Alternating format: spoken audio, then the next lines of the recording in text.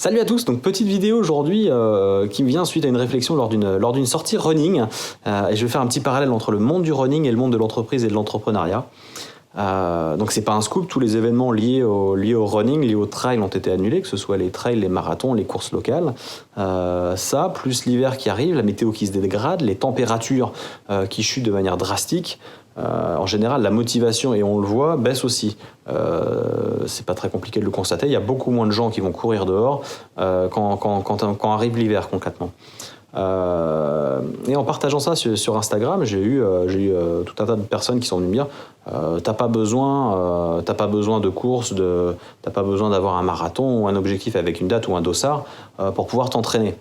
Crée-toi tes propres objectifs, dépasse-toi toi-même, crée-toi tes propres records personnels et ça va te permettre de t'entraîner.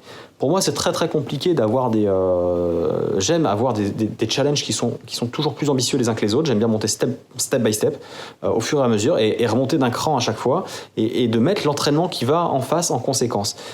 Par contre, quand il n'y a pas ces objectifs, c'est quand même beaucoup plus difficile pour moi.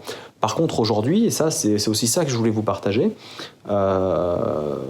une des raisons de continuer de s'entraîner, notamment en hiver et quand il n'y a pas d'objectif, quand il n'y a pas de dossard, etc., c'est de rester en bonne santé. La santé, c'est la première des choses qui doit vous motiver à faire du sport et à prendre soin de vous. Si vous avez la santé, tout ira. Vous pourrez prendre soin de votre famille, vous pourrez aller au travail sereinement, vous pourrez accomplir tous les projets que vous voulez. Sans la santé, ce qui est sûr, c'est que vous ne pourrez rien faire. Si vous n'êtes pas en bonne santé, rien ne sera possible. Et ça, c'est la première des choses, en tout cas moi, qui va me motiver à me maintenir en bonne santé durant cette période où il n'y a plus d'objectifs sportifs, en tout cas, ça c'est clair. Et je vais me maintenir. Par contre, très clairement, je ne me surpasserai pas durant cette période. Je vais maintenir le niveau actuel. Par contre, parallèle avec le monde de l'entreprise, vous devez en entreprise avoir des objectifs qui sont très très clairs. Parce que des objectifs que vous aurez aussi bien au niveau de l'entreprise et des objectifs de vie que vous aurez au niveau personnel, avec votre conjoint, avec vos enfants, vont découler les décisions et les actions que vous allez mettre en place au niveau de l'entreprise. Je vais prendre un exemple très concret. Si vous avez comme objectif de pouvoir travailler de n'importe où dans le monde, d'être libre géographiquement, vous n'allez pas recruter les mêmes profils que si vous avez un bureau physique. Les personnes qui sont capables de faire du télétravail et de travailler en full remote à l'année, c'est pas les mêmes profils de gens, ça va pas être le même style de management que vous aurez avec ces personnes-là que dans un bureau de manière classique. De la même manière, si vous souhaitez, et là je vais prendre l'exemple de l'imprimerie, parce que c'est un domaine que je connais très très bien, si vous souhaitez être libre géographiquement, vous avez une boutique e-commerce, vous n'allez pas faire des investissements dans des machines qui vont vous contraindre physiquement à venir tous les jours, soir, week-end et jours fériés, pour gérer les merdes sur des machines. Si vous faites de la sous-traitance, vous aurez la possibilité de le faire de n'importe où dans le monde, comme ça vous convient. Donc vous voyez, les choix que vous faites sont conditionnés par les objectifs que vous allez avoir. Je vais prendre un autre exemple. Il y a une très grosse différence entre quelqu'un qui crée une entreprise avec, je vais prendre un exemple, un objectif patrimonial. J'ai envie de justement réussir à constituer, grâce à mon entreprise, un patrimoine immobilier qui va m'assurer mon avenir, ma retraite, que je vais pouvoir transmettre à mes enfants. Il y a comme une grosse différence entre ça, où là justement on va essayer de construire une entreprise qui va avoir besoin d'immobilier, où on va créer des structures juridiques, où justement on va inclure dans la stratégie patrimoniale, on va inclure les enfants dedans. Ça va être très différent d'une stratégie par exemple où on veut construire une entreprise, comme on a pu le faire avec mes associés, pour faire une revente.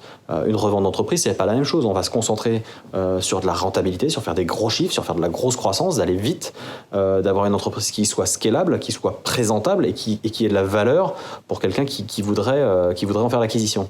Donc vous voyez, l'idée, elle est bien d'avoir des actions qui sont déterminées par des objectifs. Donc autant dans le running, j'ai beaucoup de mal, moi. Bon, certains y arrivent sans objectif à se dépasser, mais je pense que ça doit être ma déformation professionnelle. Avec des objectifs, on a des plans d'action qui sont très très clairs et qui permettent d'avancer. Donc n'hésitez pas à me dire ce que vous en pensez de cette notion d'objectif, ou si c'est une lubie que j'ai et que vous arrivez à avancer au fur et à mesure dans votre entreprise sans avoir des objectifs clairs et que les objectifs ils se dessinent au fur et à mesure. Pour moi, c'est vraiment important d'avoir des objectifs dès le départ. Vous avez des objectifs clairs, vous, avec vos associés et avec vos équipes. Quand il y a quelqu'un que vous recrutez, il va venir, vous pouvez lui dire très clairement, c'est quoi votre objectif ? Tu viens dans tel cadre, tu vas m'accompagner dans telle mission pendant tant de temps, voilà ce que j'attends de toi. Et au moins la personne elle sait à quoi s'attendre, elle sait où elle met les pieds. Je fais un petit aparté là-dessus parce que c'est hyper important. Il y a une grosse différence quand vous recrutez une personne. Si vous lui dites, moi mon objectif Voilà, c'est 100% de croissance tous les ans. Il y a une grosse différence parce que les personnes que vous allez recruter, elles sont au courant dès le départ. Si elles viennent dans votre aventure, elles sont au courant de ce que vous allez attendre d'elles. Vous n'êtes pas en train d'attendre d'elles une petite aventure à la papa avec une petite croissance, vous allez attendre du 100% de croissance. Ça veut dire qu'ils savent d'avance qu'ils vont mettre les pieds dans une aventure qui va être fast, où il va y avoir vraiment du gros boulot. Donc vous voyez, avec des objectifs qui sont clairs, les actions que vous allez faire, chaque chose sera beaucoup plus simple. Vous serez capable très facilement de dire ça contribue à mes objectifs, je le fais. Ça contribue pas à mes objectifs, je vais pas le faire. Voilà. Donc n'hésitez pas à me dire ce que vous pensez de tout ça, à me partager votre avis, ce sera avec grand plaisir qu'on pourra échanger. Et je vous dis à très bientôt. Bye bye.